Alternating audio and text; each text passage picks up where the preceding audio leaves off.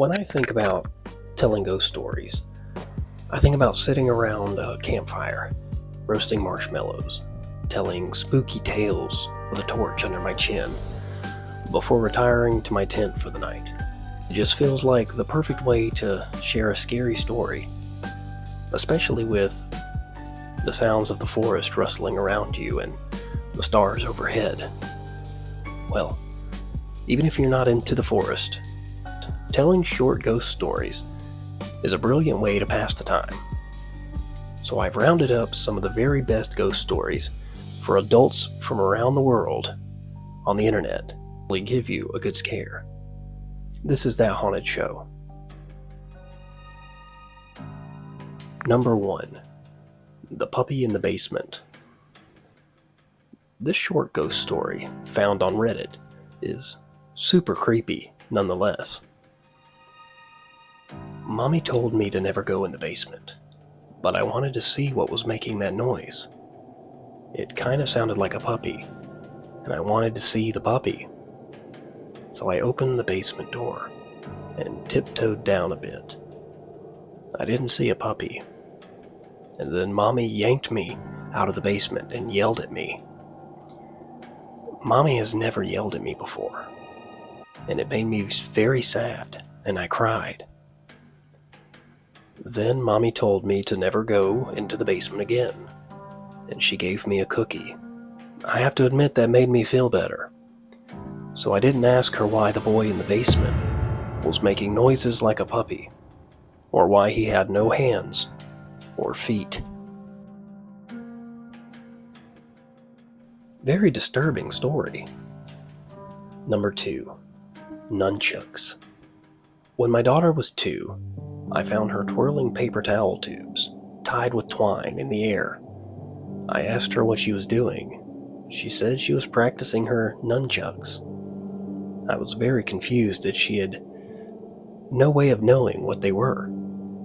I asked her what she meant, and she said that Adam had told her how to make them and showed her each night how to use them. She went on to say that Adam told her to practice because she may need to know how to defend herself.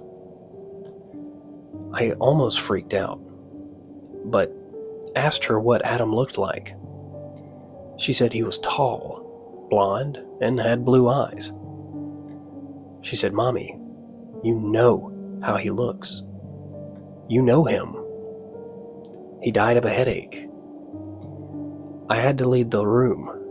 You see, 4 months before she was born, my tall, blonde, blue-eyed, martial arts pro friend had died of a brain aneurysm at the age of 27. She has not spoken of him since that day, so I'm not sure if I scared her with my reaction, or if she had completed her lessons. Number 3. There's someone under the bed. Sometimes the very short ghost stories are the best, and this tale, from Reddit, tells the story of a father putting his young son to bed. I began to tuck him into bed, and he tells me, "Daddy, check for the monsters under my bed." I look under for his amusement and see him, another him, under the bed, staring back at me, quivering and whispering, "Daddy, there's somebody on my bed."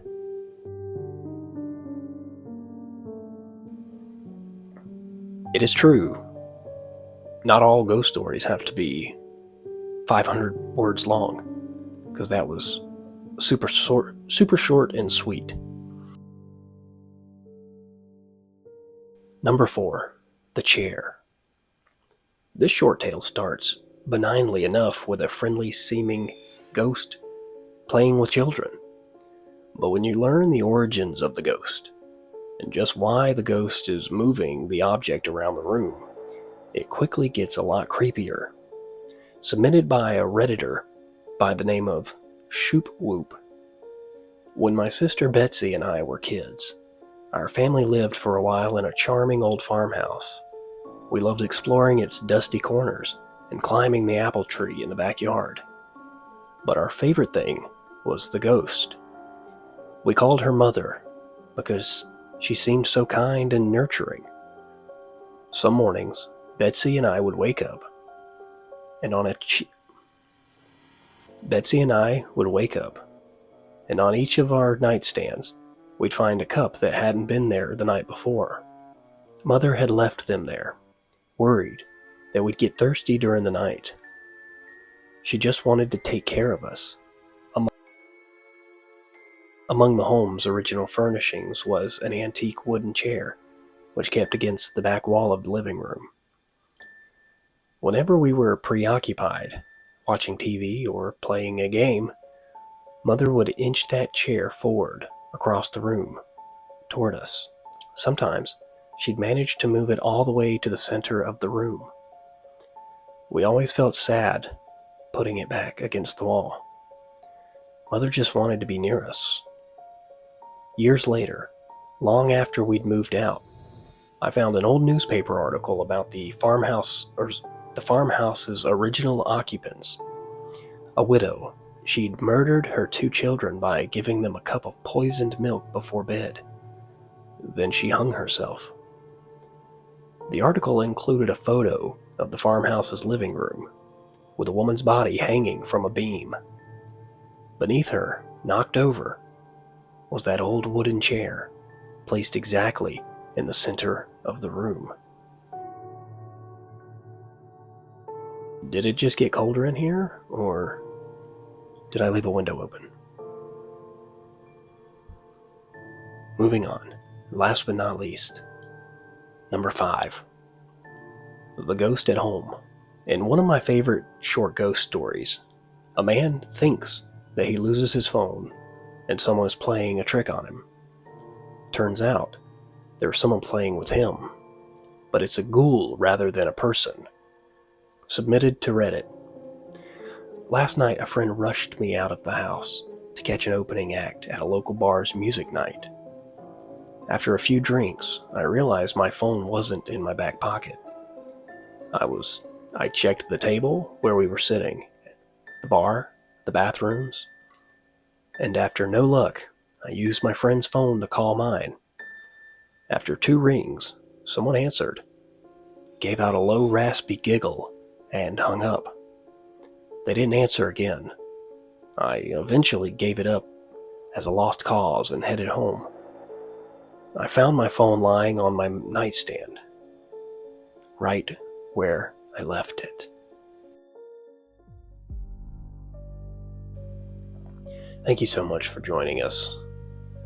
Sometimes the very best ghost stories are those that include a sense of creeping dread or that tingling sensation that you're not quite sure where the story's going. Filling in the blanks of a story with your own thoughts from your own experiences is what can make these ambiguous stories even creepier. So where will these stories take you? Please join us next time on the next episode of That Haunted Show.